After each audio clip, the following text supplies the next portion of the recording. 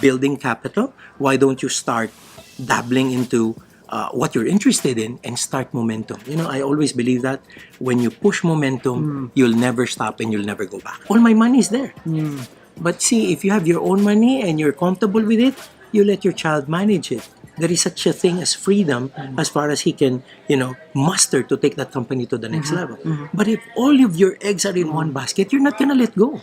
So it's always very important that we have a base of money for ourselves that's not attached to our businesses. The thing that limits us would be limiting beliefs that keeps us in a certain place. Like, for example, if you're an employee, it's hard to be a business person. It's so hard to start an endeavor because you're an employee. You're shortchanging your employer. That's actually wrong. That's a limiting belief.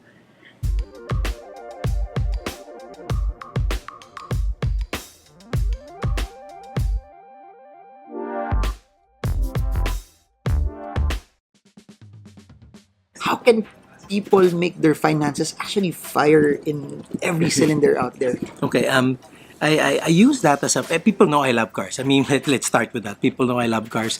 So I use the car as a metaphor for investing, for managing, and for leading in life.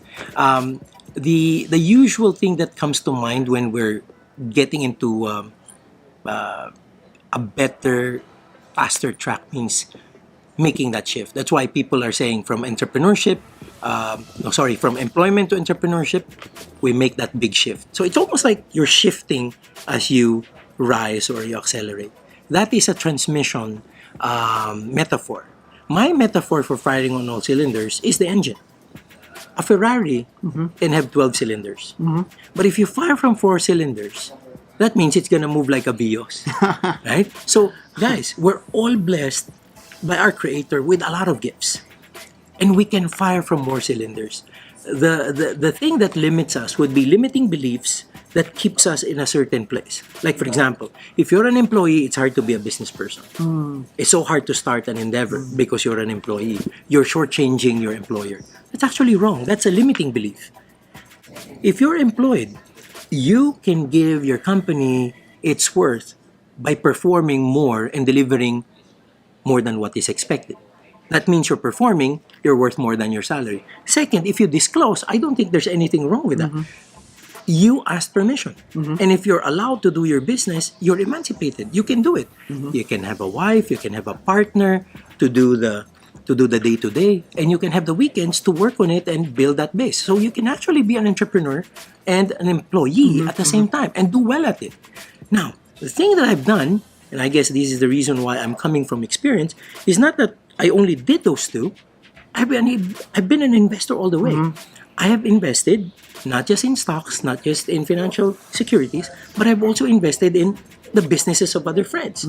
So I now have a slew of, or a portfolio, if you mind, of companies that are listed, companies that are unlisted, and they're all performing for me. So I'm an investor. I was an employee. I was a corporate executive, and somehow I did well there. But I'm a business person. So this is what I shared in firing on all cylinders, that people can fire on all cylinders. It's not that you're gonna be fixed on a certain, endeavor. And you're locked up with that. And there are excuses like, I don't have the capital, I don't know how to run that business, or maybe I'm not good at it, I don't have the experience. All of these things are just in your head. Why don't you contest them? Why don't you learn? Why don't you start building capital? Why don't you start dabbling into what you're interested in and start momentum? I always believe that when you push momentum, you'll never stop and you'll never go back.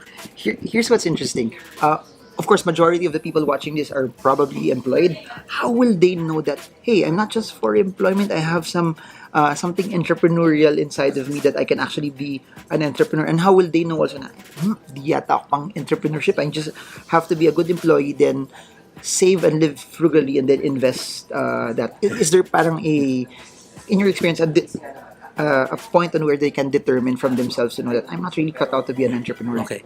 There are people who are like that. I mean, there's nothing wrong with being an employee all your life and becoming a good employee and somebody who will be working up the ranks and becoming good at it. There's nothing really wrong with that.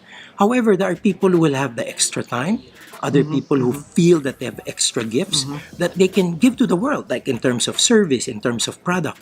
So why don't you unleash it? If it's there, if the desire is there, why don't you try it out? And again, many people are, pulled to this because of, some material reward that goes with it. No, it's not even the material reward. Sometimes it's your way of like expressing yourself. Some people can bake really well, and some friends would really say, "Oh, you have a great cake." So why don't we put this as a business?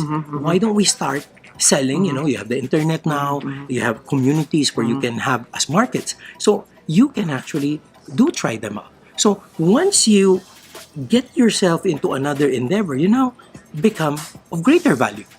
And I'll tell you, there are people who don't do this because of that big excuse that they don't have the time.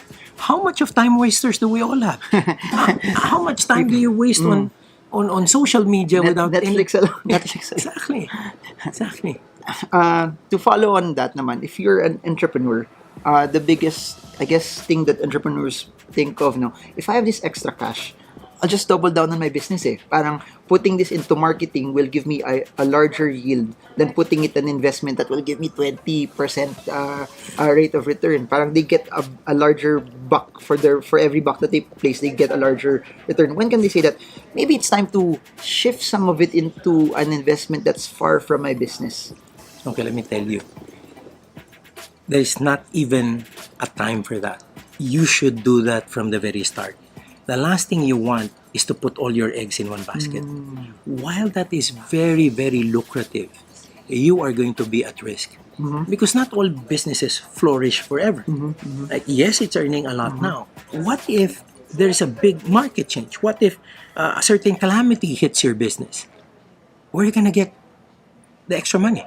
That is why you have to have other businesses, other placements, other portfolios that match up with this. Not only because something wrong can happen. Let's just say nothing wrong happens and all your money is here. Can you retire? Remember, you have to have money set out on your own if you retire, because the business, you're going to pass that on to new owners or your children.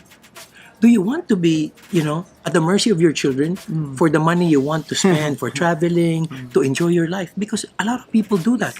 They build businesses, all their money is into it, they cannot retire because everything is in there. I mean, that personal checking account is the corporate checking account, right? You have to have money out of that business so that when you pass it on, you give the real reins to your children, and you now have money on your own that you enjoy, right? Because this is the reason why the baton is not passed in many companies that well. Because I don't want my child to control the company. All my money is there. But see, if you have your own money and you're comfortable with it, you let your child manage it. There is such a thing as freedom as far as he can, muster to take that company to the next level. But if all of your eggs are in one basket, you're not going to let go. So it's always very important that we have a base of money for ourselves that's not attached to our businesses. Last question. I saw an article that there are 38,000 Filipino dollar millionaires already, and that's said to double in the next 5 years. If you are a Filipino right now that's just planning and starting out, over the next 5 years, what do you suggest? What are any trends, any waves that they can actually ride on, either investing or in businesses that can actually kickstart them, that they should look into this industry or this sector first, or this business, they should actually try that first, or invest in this property, in this stock? Okay, I'm not a particular fan of any business or any security. As I always mention, it always pays to have all of them. No? But let's face it, the future is all about technology. It's about service. So I'm going to be putting like my view on people's thrust towards technology and service, and how they can make a difference to other people and make better lives. So even in stocks, like we're favorites of consumer, right? Because that's where, we have a demographic variable that we have to capitalize on. So there are a lot of people to serve. So consumer staples, consumer companies will do very well. Now, technology companies will do well either. You will do well also, but very importantly, you just have to make your right selections. But again, at the end of the day, if you want to be that dollar millionaire, if you talk to all of those dollar millionaires, they went and stuck with the basics, and then they built up on it gradually. Many of those are like that. A few of those got lucky. And even the people who got lucky will tell you they did not depend on luck. They did what it takes. Some people can sometimes always think about doing what they love. No. As far as I'm concerned, I look back at my track. There were a lot of times I did what I don't love. But I did what it takes. And that's what took me to where I am today. So please, do what it takes and then make sure you accomplish what you want to accomplish and reach your goals and dreams. So where can people get Trailblazing Success and Firing on All Cylinders? These two books are they're distributed by Kerygma Books. They're in all the feasts of Brother Bo, but they're also available in National Bookstore. They're also available in Power Books and in other bookstores. But National Bookstore is where to take it. Now, very important I say this and share this, Marvin. No? Not a single centavo goes to me. All the benefits for the author, every single cent of profit that goes in there goes to the Mercy Ministries of Brother Bo, Anawim, He Cares Foundation, Grace to Be Born, and other names. So it's my way of giving back, sharing relevant information, relevant experiences. But buying my books, it's an opportunity to also make a relevant contribution. And it's a way for people for me to learn, because when people ask me what business they should start, is if they don't have an idea what to start yet, they should invest in themselves. Because the fact that you're asking what business to start is you don't know yet what to start. And the best way to do it is to build your skills. And the way you get to build your skills, because people will pay you for the amount of skills that you give in the marketplace and the value that you place there. And it will start by just building yourself up, and you will only go as high as what you put in here as well. So highly recommended book. Again, very important, Marvin, is to start something, because again, it's a game of momentum. If you want to start a business but you don't act on it, you never create momentum. And if you're still, it will never happen. Now, Marvin's correct. You pick up a book, you talk to a friend who's in the business, you start building momentum. Investing in yourself starts spending in something already.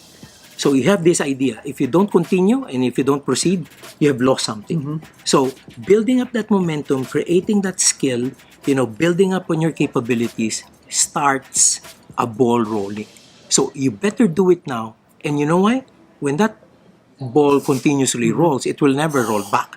So you're now into your way to starting your own endeavor, creating your business, and I hope, one day it will be an empire. And just to end, what I've realized is this: people are scared that what if I throw everything I got into this business or this endeavor? What if it doesn't do well? What I've realized is, if it doesn't do well, that thing will lead to the thing that will make you successful also. It will be, because I think no one really knows if it will be good or bad or how it will turn out, but the skills, the experience that you will get from either that failure or success will lead to be something that will make you successful even later on as well. It is not a real failure. Again, guys, it's a matter of perspective. Is it a failure or was it a lesson? As I've said, if it's a lesson, then that perspective tells you that success story is just another year, another few months on the backside. You just continue rolling.